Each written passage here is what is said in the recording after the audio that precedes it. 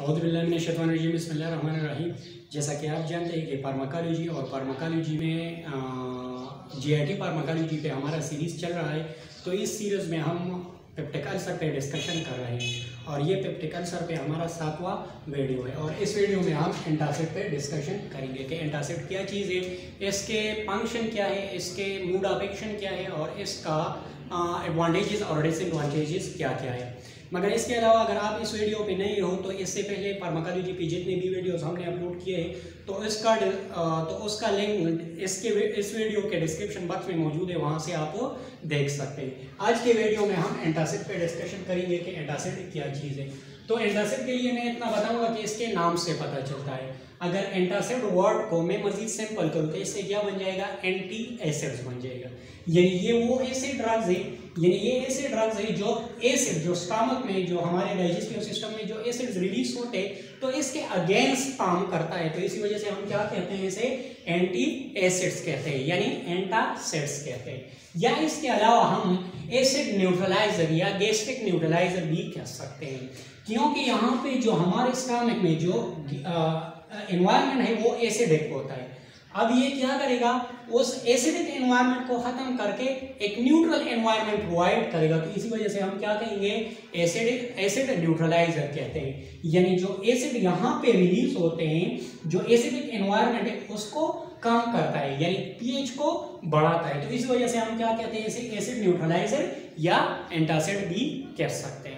अब हम बात करेंगे कि एंटासिड में कौन कौन से ड्रग्स आते हैं। तो याद रखिए कि एंटासिड में जितने भी ड्रग्स आते हैं तो उसको हमने मजीद 2 क्लासेस में डिवाइड किए हैं। एक को हम सिस्टेमिक एंटासिड्स कहते हैं, दूसरे को हम नॉन सिस्टेमिक एंटासिड कहते हैं। अब आइए सिस्टेमिक एंटासिड, इसके नाम से पता चलता है। इसके अलावा सिस्टेमिक एंटासिड को हम एब्जॉर्बेबल एंटासिड भी कह सकते हैं। सिस्टेमिक एंटासिड या एब्जॉर्बेबल एंटासिड वो एंटासिड्स होते हैं जो हमारे ब्लड, जो हमारे सिस्टेमिक सर्कुलेशन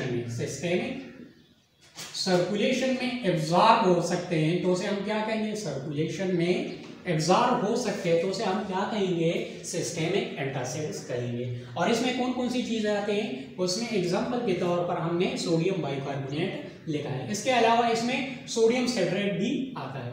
दूसरा हमारे पास क्या है, नॉन सिस्टेमिक एंटासिड। और नॉन सिस्टेमिक एंटासिड को हम नॉन एब्जॉर्बेबल एंटासिड भी कह सकते हैं। यानी ये वो एंटासिड है जो हमारे सिस्टेमिक सर्कुलेशन में एब्जॉर्ब नहीं हो सकते। तो ऐसे एंटासिड्स को हम क्या कहेंगे, नॉन सिस्टेमिक एंटासिड। यानी ये क्या है, नॉन एब्जॉर्बेबल है। क्या है, नॉन एब्जॉर्बेबल है। एमसीक्यूज के लिए इंपॉर्टेंट है। जो सिस्टेमिक एंटासिड है ये क्या है, एब्जॉर्बेबल है। और ये वाला जो नॉन सिस्टेमिक है ये नॉन एब्जॉर्बेबल है। और उसमें कौन कौन सी चीजें आती हैं, उसमें कैल्शियम कार्बोनेट आता है, aluminium hydroxide, magnesium hydroxide, magnesium trisilicate, magnesium carbonate. अब हमने जितने भी ड्रग्स याद किए, चाहे सिस्टेमिक है चाहे नॉन सिस्टेमिक है, तो ये सारे के सारे क्या करता है, यहाँ पे जो एसिडिक एनवायरनमेंट है उसको न्यूट्रल करता है। अब ये यहाँ पे जो एसिडिक एनवायरनमेंट है ये कैसे बनता है, तो यहाँ पे मैं इतना बताना चाहता हूँ कि ये क्या है, आपको जो दिखाई दे रहा है ये हमारा स्टमक है। और इस स्टमक पे एक खास किस्म के सेल्स लगे होते हैं, जैसे हम क्या कहते हैं, पीरिटल सेल्स कहते हैं। क्या कहते हैं, पीरिटल सेल्स। अब ये पीरिटल सेल्स जब स्टिमुलेट हो जाती हैं तो ये क्या करता है, एक खास किस्म के आयन को, जिसे हम क्या कहते हैं, H+ आयंस कहते हैं, उसको रिलीज करते हैं। और वो H+ आयन स्टमक में आकर फिर स्टमक में मौजूद Cl- मॉलिक्यूल के साथ ऐड हो जाते हैं। तो इससे क्या बन जाएगा, HCl बन जाएगा। और अब ये Cl क्या करेगा, यहाँ का जो एनवायरनमेंट है उसको एसिडिक करेगा। देख मैं एक बार फिर रिपीट करना चाहता हूँ कि स्टमक में एक खास किस्म के सेल्स लगे होते हैं और इस सेल को हम क्या कहेंगे, पीरिटल सेल्स कहेंगे। पीरिटल सेल जब स्टिमुलेट हो जाते हैं तो ये क्या करेगा, H+ आयन रिलीज करेगा। वो H+ आयन स्टमक में आकर पहले से मौजूद Cl- मॉलिक्यूल के साथ ऐड हो जाएगा और इससे क्या बन जाएगा, HCl बन जाएगा। और HCl के प्रेजेंस में और HCl की वजह से यहाँ का जो एनवायरनमेंट है वो एसिडिक हो जाएगा। इस पर हमने डिटेल में डिस्कशन किया है पेप्टिक अल्सर पार्ट 2 और पार्ट 3 में कि हमारा एसिड कैसे रिलीज होता है, कैसे बनता है और ये पीरिटल सेल्स कौन कौन से स्टिमुलाई उसको स्टिमुलेट करता है। तो वहां से आपको डिटेल मिल सकता है। अब हमने यहाँ पे तो HCl रिलीज हो गए, ये अपना फंक्शन करेगा। अब अगर किसी के ये HCl ज्यादा रिलीज होता है, नॉर्मल से ज्यादा रिलीज होता है, तो ये क्या करेगा, यहाँ पे अल्सर प्रोड्यूस करेगा, यानी इस स्टमक को नुकसान पहुंच जाएगा। हमने क्या करना है, हमने ऐसे ड्रग्स लेना है ताकि इसको हम न्यूट्रल कर सके, ताकि इसका इफेक्ट खत्म कर सकते हैं। तो इसके लिए जो ड्रग्स इस्तेमाल होते हैं तो उसे हम क्या कहते हैं, एंटासिड्स कहते हैं। अब हम इस एंटासिड पे डिस्कशन करेंगे कि ये अपना फंक्शन कैसे परफॉर्म करता है, मगर सबसे पहले हम सोडियम बाइकार्बोनेट पे डिस्कशन करते हैं। इसके बाद हम रफ्ता रफ्ता एक एक पर डिस्कशन करेंगे। फॉर एग्जांपल आप सोडियम बाइकार्बोनेट लेते हैं और किसके जरिए, ओरल रूट के जरिए लेते हैं। फॉर एग्जांपल ये क्या हो गए, सोडियम बाइकार्बोनेट है और आप ओरल रूट के जरिए लेते हैं। तो सबसे पहले आपके ओरल कैविटी को क्रॉस करेगा, फिर एसोफेगस को क्रॉस करेगा और फिर सीधा यहाँ स्टमक में आएगा। फॉर एग्जांपल यहाँ पे स्टमक में आ गए NaCO3।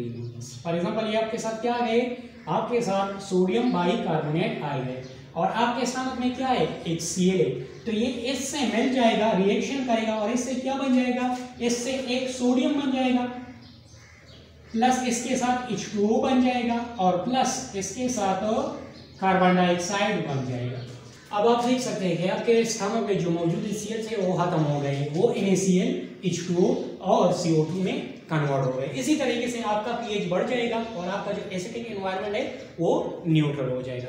मैं एक बार फिर रिपीट करना हूँ, आपने क्या लिया, सोडियम बाइकार्बोनेट ले लिया, वो यहाँ पे स्टमक में आ गए, स्टमक में HCl के साथ मिल गए, तो इससे क्या बन गया, सोडियम बन गए, वाटर और प्लस कार्बन डाइऑक्साइड बन गए।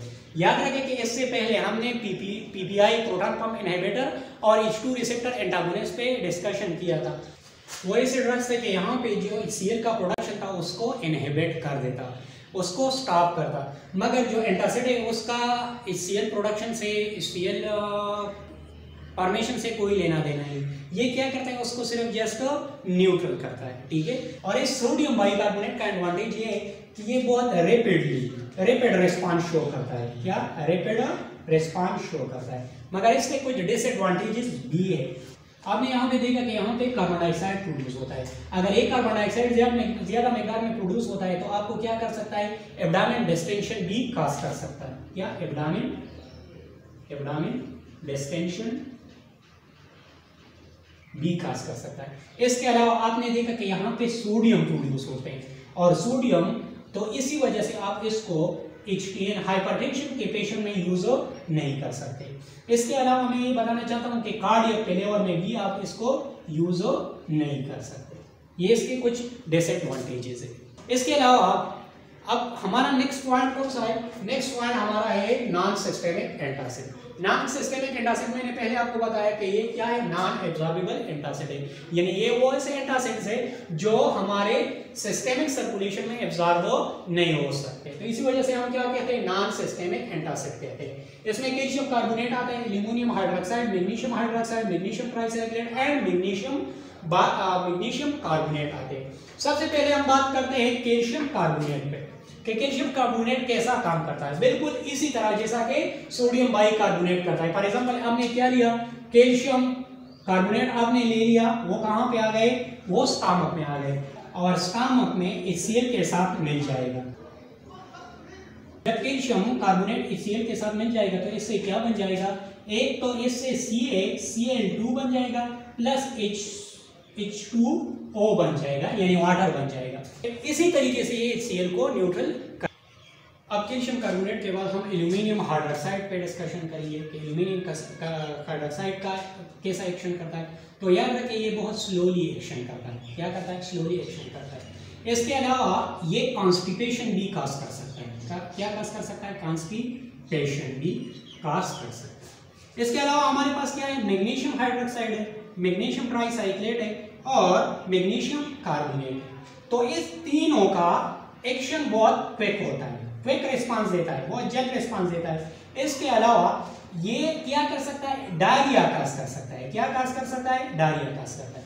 अब यहाँ पे देखिए इसका कॉम्बिनेशन बहुत अच्छा बनता है। अगर हम इसको कंबाइन करें तो हमने बताया कि एल्यूमिनियम हाइड्रोक्साइड क्या करता है, स्लो रिस्पांस देता है और मैग्नीशियम क्विक रिस्पांस करता है। जब क्विक और एल्यूमिनियम दोनों आपस में जब क्विक और स्लो रिस्पांस आपस में मिल जाते हैं तो इससे क्या बन जाएगा, एक मॉडरेट रिस्पांस बन जाएगा। दूसरा हमने बताया कि जो एल्यूमिनियम हाइड्रोक्साइड है ये क्या करता है, कॉन्स्टिपेशन काज कर सकता है, और जो मैग्नीशियम है ये क्या करता है, डायरिया काज कर सकता है। तो अगर हम दोनों को मिलाएं, कंबाइन करें तो इसका रिस्पांस भी मॉडरेट हो जाएगा। अब इसके अलावा हम ड्रग्स इंटरेक्शन पे डिस्कशन करेंगे कि ऐसे कौन कौन से ड्रग्स है जो एंटासिड के साथ इंटरेक्ट कर सकता है। तो इसमें आते हैं आयरन है, क्या है, आयरन है। तो इसके अलावा डिजॉक्सिन है, इसके अलावा रेनाटाडीन है, और इसके अलावा हमारे पास आते हैं टेट्रासाइक्लिन जो कि एक एंटीबायोटिक है, टेट्रासाइक्लिन। आयरन, डिजॉक्सिन, रेनाटाडीन, टेट्रासाइक्लिन के साथ आप इसको यूज नहीं कर सकते क्योंकि ये आपस में इंटरेक्ट करते हैं और एक दूसरे का इफेक्ट खत्म करता है। तो डियर स्टूडेंट्स, आज हमने एंटासिड के हवाले से डिस्कशन किया कि एंटासिड कौन से ड्रग्स है। हमने बताया कि एंटासिड वो ड्रग्स है जो एसिड्स के अगेंस्ट काम करता है। इसके दो ग्रुप्स हैं मेनली, एक सिस्टेमिक एंटासिड है, दूसरा नॉन सिस्टेमिक एंटासिड है। सिस्टेमिक एंटासिड वो एंटासिड होते हैं जो सिस्टेमिक सर्कुलेशन में एब्जॉर्ब होते हैं, और नॉन सिस्टेमिक एंटासिड हम उस एंटासिड्स को कहते हैं जो नॉन एब्जॉर्बेबल होते हैं। इसके अलावा हमने ये भी बताया था कि जितने भी एंटासिड है वो क्या करता है, एसिड के अगेंस्ट काम करता है। ये एसिड को इनहिबिट नहीं करता, सिर्फ एसिड को न्यूट्रल करता है। ठीक है, आपने ये माइंड में याद रखना है। इसके अलावा जब हम ये एंटासिड्स लेते हैं तो ये इस एसिड्स को सोडियम, वाटर और कार्बन डाइऑक्साइड में कन्वर्ट करते हैं। इसके हमने कुछ एडवांटेजेस के हवाले से भी डिस्कशन किया, कुछ डिसएडवांटेजेस के हवाले से भी डिस्कशन किया। इसके अलावा इस टॉपिक के मुताबिक आपके माइंड में जो भी क्वेश्चन हो तो आप हमसे कमेंट सेक्शन में पूछ सकते हैं। अगर आपको ये लेक्चर पसंद आया हो तो आप हमारा यूट्यूब चैनल ज़वारी यूसुफज़ई और फेसबुक पेज आल पैरामेडिक्स मूवमेंट लाइक करें और सी बस बटन पर क्लिक करें ताकि आपको हर लेक्चर आसानी से मिल सके, और इस वीडियो को आगे शेयर करें। और इससे जो पहले लेक्चर हमने फार्माकोलॉजी पे अपलोड किए हैं तो इसका लिंक डिस्क्रिप्शन बॉक्स में मौजूद है, वहाँ से आप देख सकते हैं।